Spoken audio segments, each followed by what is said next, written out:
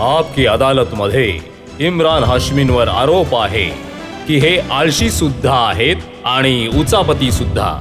इम्रान, ही गोष्ट खरी आहे का की कॉलेजमध्ये तुम्ही अभ्यास कमी करायचा, उचापत्या जास्त करायचा, वर्गामध्ये कमी जायचा, मुलींच्या मागे जास्त जायचा? हो, ही ही खूप खरी गोष्ट आहे आणि आय एम शुअर ही गोष्ट भटसाहेबांनी तुम्हाला सांगितली असेल. भट साहेबांनी तुमच्या सगळ्या खोड्या मला सांगितल्या आहेत. नाही, ही गोष्ट खरी आहे, की मी मी कॉलेज 5 वर्ष घालवली मी कॉलेजमध्ये. माहीत नाही मी त्या 5 वर्षांमध्ये काय केलं असेल कॉलेजमध्ये. कधी कॉलेजला अटेंड न करायचं, लेक्चरला अटेंड करायचं नाही. मी संपूर्ण 5 वर्षांमध्ये 3 लेक्चर अटेंड केले होते. त्यामध्ये 2 वेळा बाहेर काढलं होतं, टीचरने मला बाहेर काढलं होतं. एक दिवस मी च्युइंगम चावत होतो आणि एकदा मी लेट झालो होतो क्लासमध्ये. तर टेक्निकली मी केवळ एकदाच कॉलेज अटेंड केलं आहे आणि परंतु कधी फेल नाही झालो मी. कारण मला कुठेतरी माहीत होतं, की माझ्या आई खूप पैसा टाकला आहे आणि मला पास व्हायचं आहे आणि I have live up to the expectation. आणि राहिला प्रश्न उचापतींचा तर आय थिंक ही तर it's a fun thing I think आणि फक्त सगळेच हेच नाही येऊन की मजा करत कॉलेजमधून असतात तुम्हाला बाहेर त्यावेळेस. काढलं गेलं होतं, कॉलेजमध्ये उचापती करायचा तुम्ही. तुम्हाला पाठवलं गेलं होतं शामक डावरच्या डान्स क्लासला. हो, तिथून सुद्धा तुम्हाला बाहेर काढलं गेलं. हो.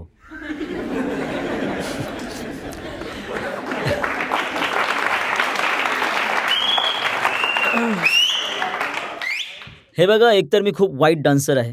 पण त्याच्यामुळे नव्हतं काढलं गेलं मला. त्याचं एक वेगळं कारण आहे, की त्यांच्या क्लासेसमध्ये कायम एक समर कॅम्प असायचा, जो प्रत्येक समर व्हॅकेशनमध्ये असायचा. तर मी आणि माझे काही मित्र जायचो तिथे डान्स शिकण्यासाठी. आम्ही तिकडे डान्स शिकायला जातच नव्हतो. कुठेतरी मागे उभे राहून आम्ही मुलींना भेटायला जायचो तिथे, जे जे ॲक्चुअली एक क्लास संपल्यानंतर आणि काय व्हायचं, की प्रत्येक क्लासनंतर तुम्ही बिगिनरला नंतर एक हायर लेव्हलवरती जाता. परंतु काय झालं, की मी तिथेच अडकून राहिलो. तर पुढचा समर व्हॅकेशनमध्ये तिथेच होतो बिगिनर क्लासमध्ये. मग मी पुढे गेलोच नाही. तर एकदा शामक डावरजी आल्याने क्लासमध्ये आणि विचारलं, की "तू तर पुढे जाणार होता, तू तिथेच राहिला बिगिनर्स क्लासमध्येच" आणि त्याने काढून टाकलं मला क्लासमधून. आणि मी ऐकलंय की आणि जेव्हा मग तुम्हाला भट साहेबांनी असिस्टंट डायरेक्टरचं काम दिलं, तेव्हा सुद्धा तुम्ही मागे खुर्चीवर बसून झोपून राहायचा, कामामध्ये इंटरेस्टच हो, घेत हो, हो, नव्हता. हो.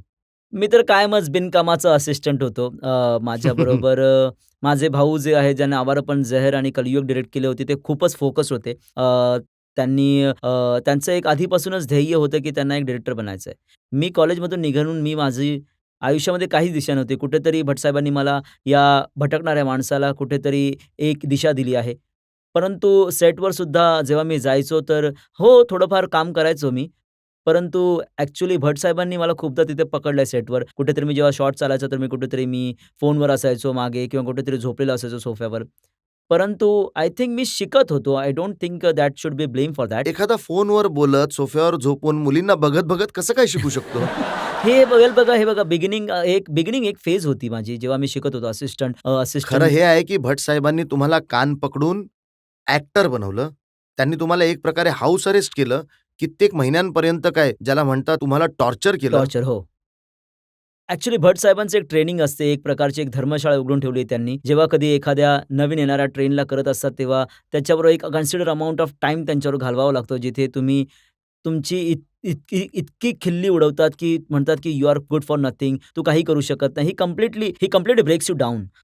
तर तिथून you have to rise about movement आणि भट साहेबांबरोबर आय थिंक फुटपाथच्या आधी साधारण 6 महिने मी भट साहेबांबरोबर होतो स्क्रिप्टिंगच्या वेळी. एक एक कंप्लीट चेंज माझ्यामध्ये आला त्याच्यानंतर, असं ते मी जे म्हणू 6 शकतो. महिने असं तुम्ही म्हणू शकतो, की आता मी घालवलेत. लेझी नाहीये. आधी मी लेझी होतो, खूप आळशी होतो.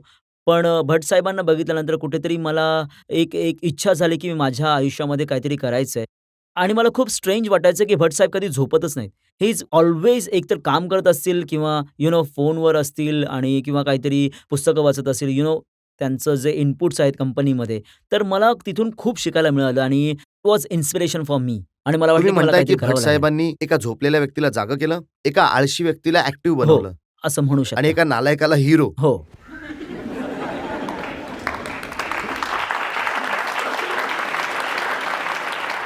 इम्रान, हे खरं आहे का की तुम्ही कधी आळसामुळे प्रयत्न नाही केला फिजिक बनवण्याचा, एक्सरसाइज करण्याचा आणि आज सुद्धा तुम्ही जिमला जायला घाबरता? नाही, अशी काही गोष्ट नाहीये.